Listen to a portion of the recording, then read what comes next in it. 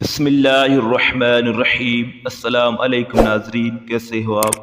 ناظرین، اگر آپ مریض ہیں تو ایک بار اس ویڈیو کو ضرور سن لیں۔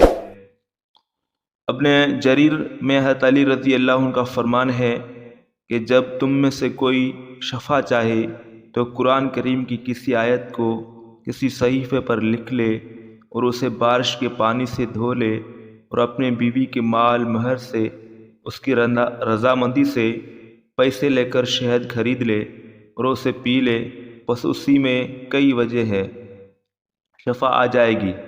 خدا تعالیٰ عز و جل کا فرمان ہے وَنُنَزِّلُ مِنَ الْقُرْآنِ مَا هُوَ شِفَاءٌ وَرَحْمَةٌ لِّلْمُؤْمِنِينَ، یعنی ہم نے قرآن میں وہ نازل فرمایا ہے جو شفا ہے اور رحمت ہے مومنین کے لیے۔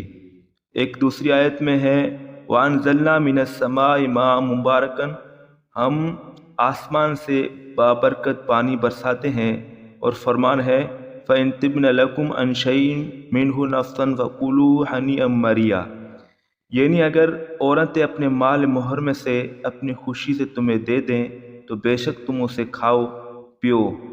شہد کے بارے میں فرمان تعالیٰ ہے فِيهِ شِفَاءٌ لِلنَّاسِ، شہد میں لوگوں کے لیے شفا ہے۔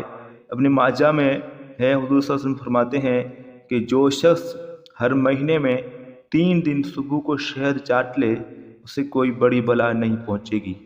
تو ویڈیو پسند ہے، ویڈیو کو لائک کرو، شیئر کرو اور چینل کو سبسکرائب کرو۔ اللہ حافظ۔